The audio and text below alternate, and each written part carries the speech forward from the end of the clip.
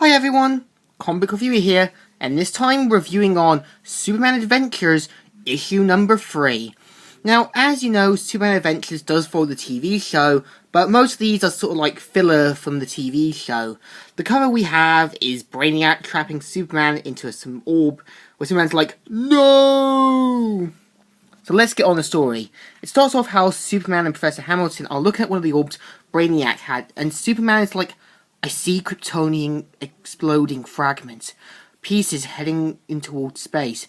It's right in front of me, just as clear as day. And so after experimenting with it, he sees his childhood, how Brainiac had tricked the Council, Krypton's doom, how he survived being the last son of Krypton when it exploded, and even remembering the history before everything happened.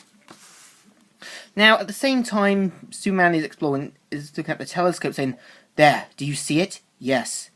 Yes, that's Krypton. I recognize it. It's just a speck. Not to me.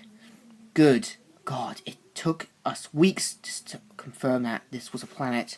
At the same time, Superman looks outside, and they talk about, saying that it's interesting how my father sent me there years ago. And they're talking about, the expedition and how everything has changed in that. Now, at the same time, at the Daily Planet, while Clark is flying back while some cats are watching, he heads back in, goes into the coffee room with Lois and all that, talking about what's going on and stuff. Meanwhile, Perry White is asking here, Olsen, saying, Olsen, who said you could use the terminal? Get back to work. And use your shirt to clean up the mess. So at the same time, this is there, as Lois and Clark and Nat are talking, a blackout happens where something happens where a masses of black cats are showing up. And surprise enough, this isn't Catwoman's work. And one of them looks at Carl saying, oh, out of my way, you mangy cats. And surprise enough, this isn't Catwoman's work. And they all, come together, and lights are sparking out, where Clark gets into action, saying, well, what have we here? And it turns out they're all robotic and stuff, and it turns out Brainiac is back, and looking for payback. And he mentions that he managed to upload himself and saved himself, where Clark says, I told Lex Luthor to erase those files. He should have known you'd find a way out. God damn it, Rex. And at the same time, Brainiac wants the orb back, and at the same time the cats form Black Panther. And tries to fry him. Well, Superman manages to evade, tries to knock him out, but no luck. So the robotic cat knocks him down, where it's about to kill him, but Superman manages to throw it off, and is like, go Superman, go! Yeah!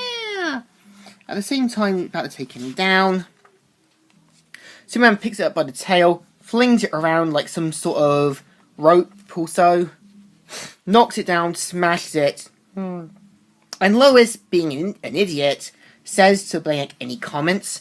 And just as he's about to say no, and she says sorry, with a strange look on her face, and plus Brainiac wants the orb now, and he says, Jimmy, get Star Labs on the phone. So Professor Hamilton shows up with the orb, which Superman gives, and Superman has an idea to threaten to destroy it, where Brainiac thinks he's joking, and he says, choose Brainiac, choose now!